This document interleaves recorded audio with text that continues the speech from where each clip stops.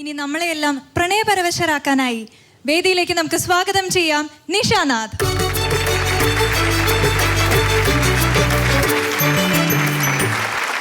നിഷ, പ്രണയമാണല്ലേ ഇന്നത്തെ വിഷയം? ഏത് കവിതയാണ് ചൊല്ലിയിരിക്കുന്നത്? പ്രഭാവർമ്മ സാറിന്റെ ശ്യാമമാധവത്തിലെ രാധികാ ദണ്ഡകം. ദൃശ്യാവിഷ്കാരമാണ്, നമുക്ക് ദൃശ്യം കണ്ടു നോക്കാം. കണ്ണിൻ പോളയടഞ്ഞിടുന്നു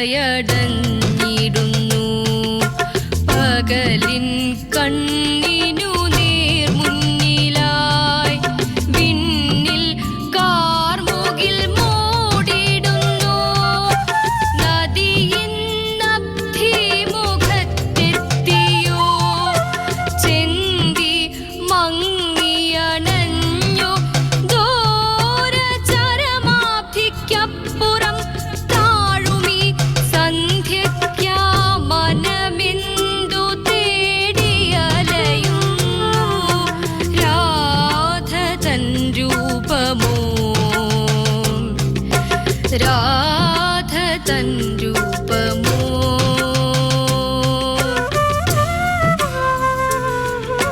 കൃഷ്ണൻ കാർവർണ്ണനല്ലെന്നതറിഞ്ഞോൾ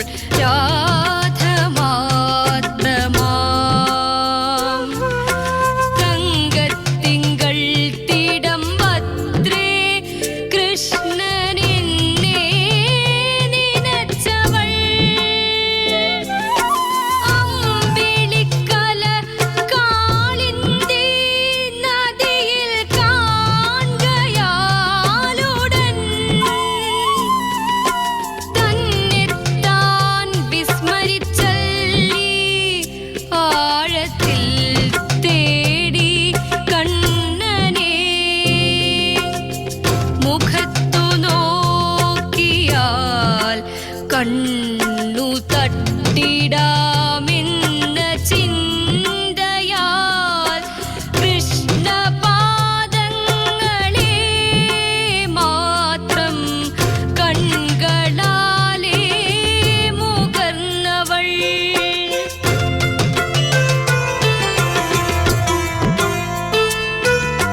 കണ്ണനു വേദനിച്ചിടാം എന്നതോർത്തിട നെഞ്ചിലായി ഒന്നു തൻ തല ചായ്ക്കാനും മടിച്ചേ നിന്നിരുന്നവൾ കൃഷ്ണനു വശ്യയായി തീരാൻ ചമയം തേടിടാഞ്ഞവൾ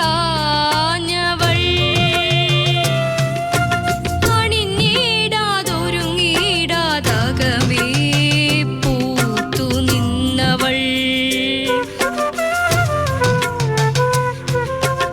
എന്നെ മറന്നുവോ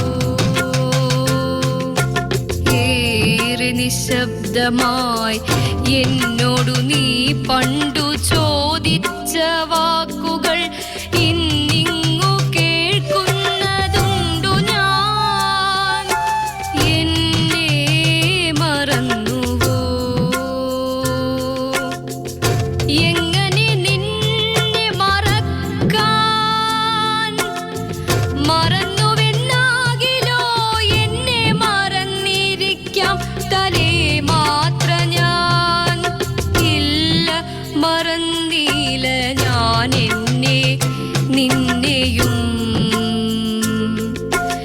ഇല്ല മറന്നീല ഞാൻ എന്നെ നിന്നെയും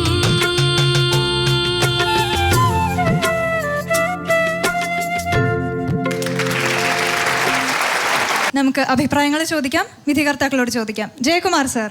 ആലാപനം നന്നായോ എന്ന് ചോദിച്ചാൽ നന്നായി, ഒരു തെറ്റും പറയാനില്ല. പക്ഷേ ഉണ്ട് ആണല്ലോ, നേരെ അങ്ങ് പറഞ്ഞു പോയാൽ പറ്റില്ലല്ലോ, ഒരു പക്ഷേ ഉണ്ട്.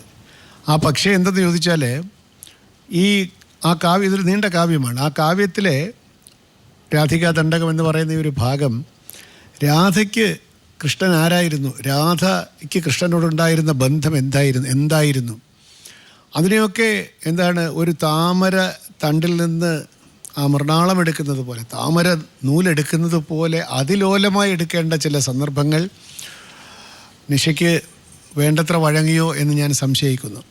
ഉദാഹരണത്തിന്, കണ്ണനു വേദനിച്ചിടാം എന്നതോർത്തിട നെഞ്ചിലായി ഒന്നു തൻ തലചായ്ക്കാനും മടിച്ചേ നിന്നിരുന്നവൾ.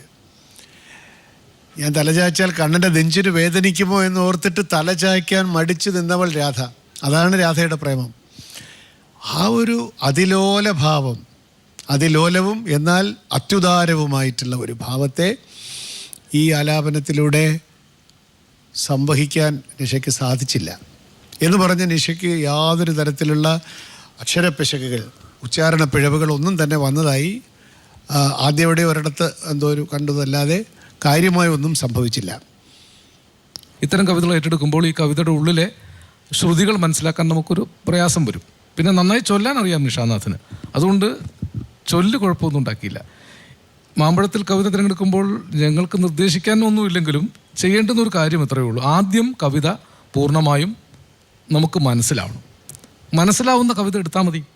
അതിനുശേഷം ആ കവിതയ്ക്കുള്ളിലുള്ള ഈണം എന്താണെന്ന് സ്വയം ഒന്ന് തിരിച്ചറിയണം. പിന്നെ ആ ഈണത്തെ ഇഴവിടർത്താൻ സ്വയം നിന്നു കൊടുത്താൽ മതി. കവിത സ്വയം ഈണമായിട്ട് അങ്ങോട്ട് പൂത്തുലഞ്ഞ് ആലാപനത്തിൻ്റെ സൗന്ദര്യവും ശുദ്ധിയും കൊണ്ട് ആളുകളെ കീഴ്പ്പെടുത്തും. ഇത്രയേ ആലാപനത്തിൽ ചെയ്യേണ്ടതുള്ളൂ. ഇതൊരു രഹസ്യമാണ്. അവനവന് ബോധ്യപ്പെടൽ പ്രധാനമാണ്. അത് നിഷ കുറച്ചുകൂടി കവിത തിരഞ്ഞെടുക്കുമ്പോഴും ഈണം തിരഞ്ഞെടുക്കുമ്പോഴും ശ്രദ്ധിച്ചാൽ മതി. ദോഷമൊന്നുമില്ല. നല്ല കാവ്യ സംസ്കാരമുള്ള കുട്ടിയാണ്. ഞങ്ങളിങ്ങനെ പറയുന്നതൊന്നും ദേഷ്യപ്പെടാനാണെന്ന് കണക്കാക്കരുത് കേട്ടോ. കുട്ടികൾ കവിതയിലൂടെ നന്നായി വരണമെന്നുള്ള ആഗ്രഹവും പ്രാർത്ഥനയുമാണ് ഇത്തരം വാക്കുകൾ പറയുമ്പോൾ ഞങ്ങളുടെ മനസ്സിലുള്ളത്. നല്ലത് വരട്ടെ. പറഞ്ഞ കാര്യങ്ങളെല്ലാം കേട്ടുമല്ലോ. അപ്പോൾ നിഷ വളരെ ഒരു ചെറിയ മാർക്കായിരിക്കും വരുന്നത് എന്നൊക്കെ വിചാരിച്ചിട്ടുണ്ടാവും. അങ്ങനെയൊന്നുമില്ല. 40 മാർക്കാണ് ഇതിന് ഞാൻ ആലങ്കോട് സാർ പറഞ്ഞതുപോലെ പറഞ്ഞതൊക്കെയും കൂടുതൽ നന്നാവാനുള്ള നിർദ്ദേശങ്ങൾ മാത്രമാണ്. 50-ൽ 40 മാർക്ക്. 100-ൽ 80 മാർക്സാണ് നിഷയ്ക്ക് ഈ ഘട്ടത്തിൽ ലഭിച്ചിരിക്കുന്നത്. നിഷ, നമ്മുടെ വിധികർത്താക്കൾ പറഞ്ഞ നിർദ്ദേശങ്ങൾ കേട്ടല്ലോ. ഇനി അടുത്ത പ്രാവശ്യം ഇതെല്ലാം പരിഹരിച്ചിട്ട് വരിക കേട്ടോ. ആശംസകൾ.